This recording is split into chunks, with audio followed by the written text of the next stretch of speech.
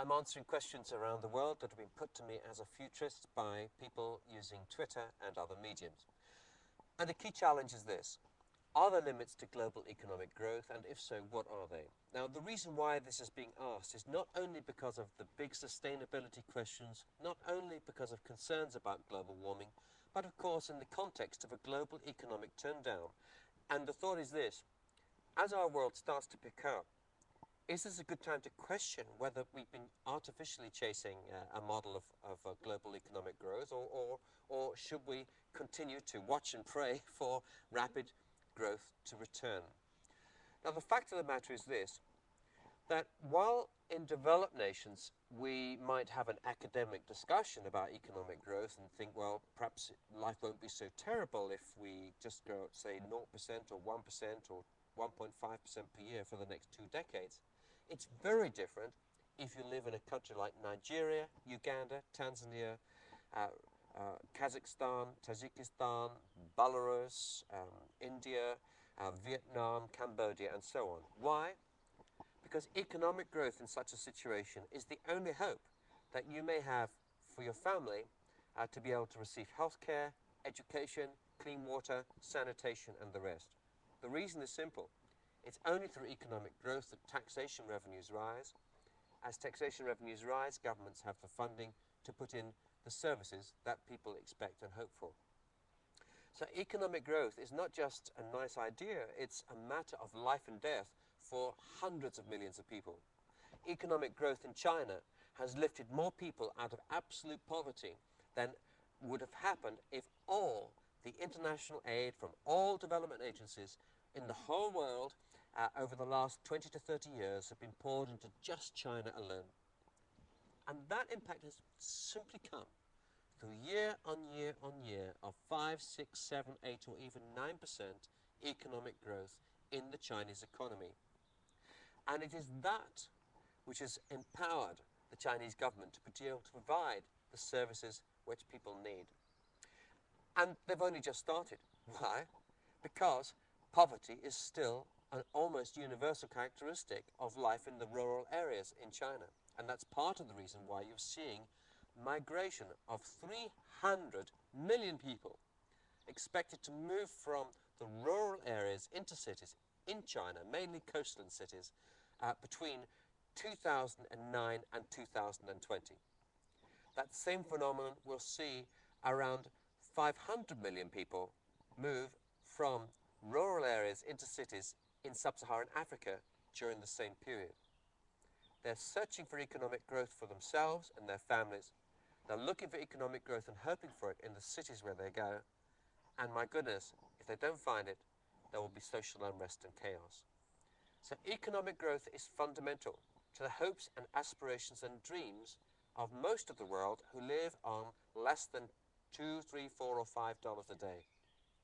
And yet, at the same time, professors sitting in armchairs in wealthy nations who are enjoying just about every luxury that can be imagined, well, they may not say it themselves, but if you compare to what previous generations would have enjoyed, or compared to what lives people live in most of the poorest parts of the world, and what they enjoy or don't enjoy, armchair critics sitting back today can pontificate and say, well, you know, the world can't sustain economic growth and all the rest. Now, yes, that may appear to be right, but when you look beneath the surface, it's not as right as you might think.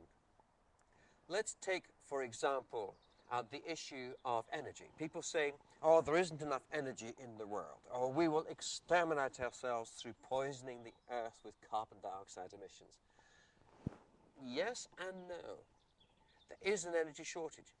Yes, it's true that most of our energy in the world today comes from carbon, and releasing carbon looks as though it's having a significant effect on long-term climate change. But no, in the sense that there are ways in which we could use science and innovation and all kinds of future discoveries to transform the production of energy in future. Take a country like France, which is already 70% nuclear. If cars are driven using electric power in France, then 70% of the miles driven on those cars will come from nuclear power. And yes, you may say, nuclear energy is expensive in terms of the waste that it produces. It's expensive to set up. It only works because of government subsidy, and it can be very polluting. And there may be a risk of weaponry resulting from the waste products of it. Yes, all those things are true, but tomorrow's technology could deliver a different kind of world, which is hard for us to imagine sitting here in 2009.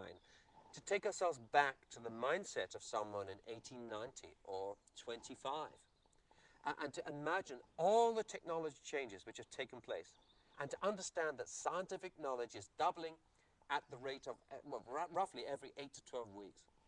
So the amount of innovation that we will see between the years of, say, 2040 and 2045 could be 20 or 30 or 40 or 50 or 100 times the innovation we've seen in the first decade of the 21st century.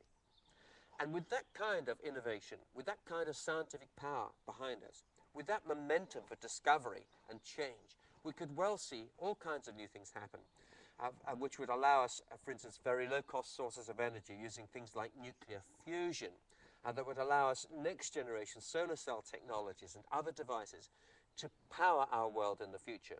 That would allow much more efficient recycling and recovery of products that have been discarded in the past in a wasteful use of resources.